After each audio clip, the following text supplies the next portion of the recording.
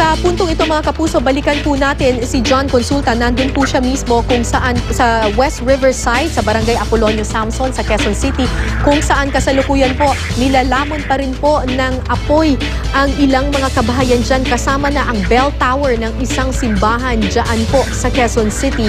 John, kumusta na ang lagay dyan sa iyong kinalalagyan? Hindi pa rin gumaganda ang sitwasyon dito, Kara. Patuloy na kumakalat itong apoy na tumutupok na sa napakaraming kabahayan dito sa bahaging ito ng Balintawak, Quezon City.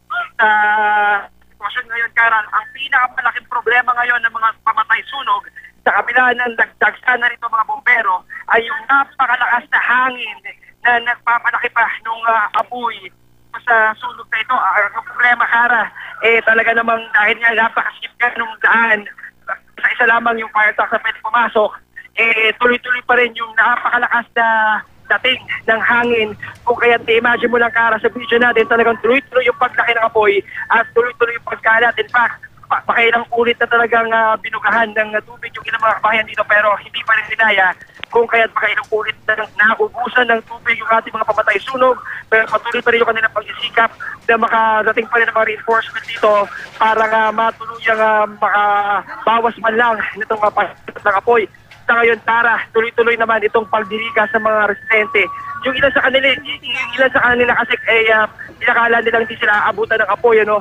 Lalo na itong nandito sa loob ng Cypress Village at hindi muna sila nag-evacuate, pero nung mabilis na kumalat itong apoy, Kara, ay eto na, no? Nagdalapasan na sa kanilang mga bahay, nilalabas yung kanilang mga sasakyan, mga gamit, at sa ngayon, Kara, ang ating kumpirmadong isa sa mga naitala pa lamang na nasaktan ay isang fire volunteer na umano'y naputulan ng kamay matapos nga sumabog ang isang LPG at tinamaan siya ng fragment nito. Patuloy pa rin natin inaalam yung kanyang pangalan at kung sa hospital siya itinakbo. Pero sa ngayon, Kara, tuloy-tuloy itong paglaban ngayon ng mga bomberos sa ating harapan ngayong, Kara, sa ating bandang kaliwa. Ito ngayon, no, sa puspusa ng pag-isikap ng pamatay sunog, na bugahan ng tubig itong Perpetual Mother of Perpetual Health Chapel dahil tupok na, Kara, itong kanyang bell tower at yung kanya namang itong simbahan mismo ay malapit ng abutan ng apoy. Ito'y medyo malapit-lapit na itong nangangalit na apoy sa ating bandang Banjing, ating natayuan, Kara. Tuloy-tuloy pa rin itong pagsabog ng mga LPG sa ating background, di kalayuan.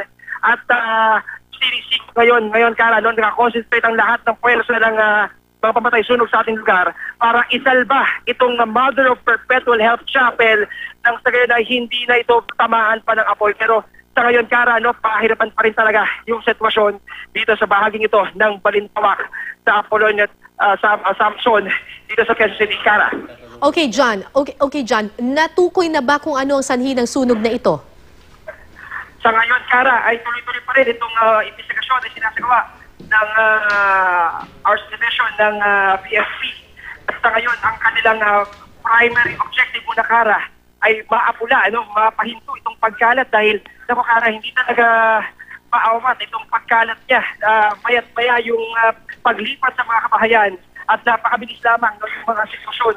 At napabilis na natutupok itong mga bahay na ito nagawa sa light materials, maging itong mga nasa loob ng isang subdivision na ay hindi pa rin natinag kahit talagang pagdesa na siya ng tubig ng mga bombero, talagang tulong-tulong ng mga residentes, balde, hose na kanilang mga bahay ginamit na, pero wala pa rin panama sa lakas ng apoy at pinalapa ng malakas na hangin. Kung kaya dito sa aking harapan ngayon, Kara, so, John, ay nakatayo na naman itong ating mga pamatay sunog. Helpless, Kara, walang tubig. Yes. Napupusan naman ng tubig at patuloy na inaantabayan na ang pagdating ng mga water tanks dahil wala na, ubus na ang tubig dito sa bahagi ito ng Perpetual sa bahagi nga ng Perpetual Health Chapel dito sa bahagi ng Balintawak, Kara. So John, hindi pa contained itong sunog na ito at pwede pang kumalat sa ibang kabahayan. At the moment, ilang bahay na yung naitatala natin na naapektuhan or nasunog? Tama ka doon, Kara. Yan ang sigurado dito sa ating nakikitang sitwasyon. Malayo pa ito sa pagiging under control. Mataas pa ang posibilidad na ito'y kumalat. Sa katunayan, Kara, itong binabantayan, isang tindahan na nakalak, Pininiwalaan yung may-ari ng Kara, nakabakasyon. Marami sa mga bahay dito walang tao. Yun naman ang maganda doon. Pero ang problema, yung mga bahay na may tindahan, posible may mga LPG. Kung kaya't hindi mabuksan dahil nakasaranga, kung kaya't itong mga pamatay sunog natin ay nag-iingat din.